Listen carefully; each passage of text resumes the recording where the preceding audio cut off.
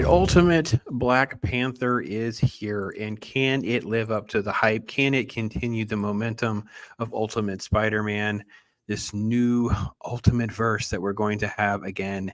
I enjoyed Ultimate Spider-Man for what it was, but I can totally see how it was very slow and boring. There was really no Spider-Man in my Ultimate Spider-Man book until the very last frame. And here we don't really get a lot of Black Panther, but we do get the Black Panther lore and the setup with Africa and some different things that are going on. Here they're being attacked. And you know, I loved some of the progression of things here with what's going on with the village and the contrast and conflict that's all being set up. And he's having this nightmare. They're in separate beds, by the way, which is very, very fascinating. I did not see that coming. And so there's some really good imagery. There's some good setup and all this first phrase. It goes, and here's our sort of like great synopsis. Now we'll give this series credit. It does a pretty good job of that, giving you what you need to know about the maker, the time travel. There's no superheroes.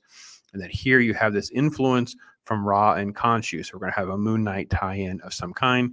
And that actually goes to the cover. So if you go back to the cover, we can see on the digital version here, this right here. So our Ra and Khonshu in the background. All right, so with that, the story is actually pretty, it's like geopolitical type stuff, a lot of back and forth stuff with them. You know, the typical things you expect. Who do you trust? Political intrigue is sort of on the table. You don't quite totally understand all the dynamics before we kind of get to this this element here with Matron Amala, the sacred mother of Vodukan. And then you have this throne scene with these two guys. And then, of course, you have a nice pushback here from Shuri about war, but she doesn't do it in front of the guy. So this is actually very in character with everything. I loved all of the setup with everything here. It's just a little slow for me to get to something actually happening. But I will say this, when you get here, because we have this like ceremonial type thing here. And of course, there's another attack on this on the villager. And I love this shot, by the way. The kid's going to be executed. And then we have our big twist with the blood splatter, and then this is what shows up. Hide, more are coming. And then you kind of have this little shot. And I don't like the purple. I don't understand this colors. The colors get really wacky in this issue right here. So it's the purple light from the ship is what we're supposed to be seeing. And he says, "My love, bless them." And you have a lightning crack, and then you have the explosion. He's there throwing his weaponry into these guys. They get cut down and catches it again. People of this village, your gods and hidden kingdoms will not protect you, but Killmonger and Wind Rider will. So there's Storm. Wind Rider is basically an alternate universe Storm. So you have Killmonger and Wind Rider. Then we have this celebration of life thing that we cut back into real time. So this is probably one of the few times that I think Brian Hill does what is not done well. It's only been done well a few times here in recent time, and that is having two storylines kind of coming together really, really well for the reader. So I got to be honest, a lot of times stories just start and stop. We don't understand what's going on. They just kind of jump around. You feel like things are being missed and lost. And here I didn't feel that way.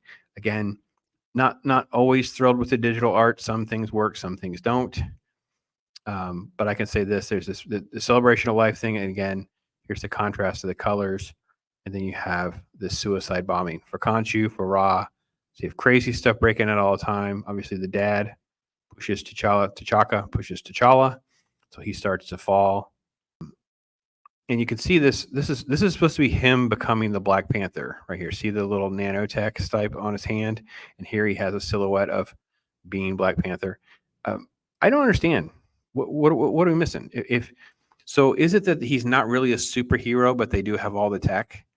Well, then why is he not the superhero? This makes the isolation and segregation from the rest of the world's problems, even more ridiculous because there's not even superheroes to help with any of the stuff that goes on in the rest of the world. Okay. Anyway, so he sees the tragedy, the death of his dad.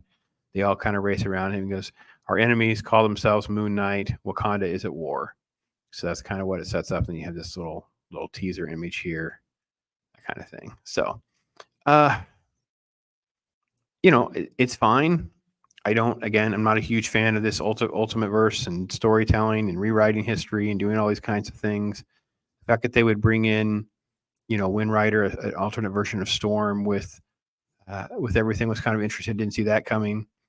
But yeah, I don't know that it's something that I'm all like, I can't wait. it just is what it is. It's fine. It's not something that I'm like totally thrilled. Can't wait for another issue. I felt a little bit more with that with Spider-Man because I felt like the lore of it all set up this big thing, but it seemed like something caused this to happen. Whereas in Black Panther, it seems like, well, he had his suit all along. He could have done stuff all along. What I don't understand. And what's the point of all this? So a little different for me. Maybe you guys disagree. Not the worst book in the world, but not as good as I had hoped. That's where I'm at. This is Bob's. Take care, everybody.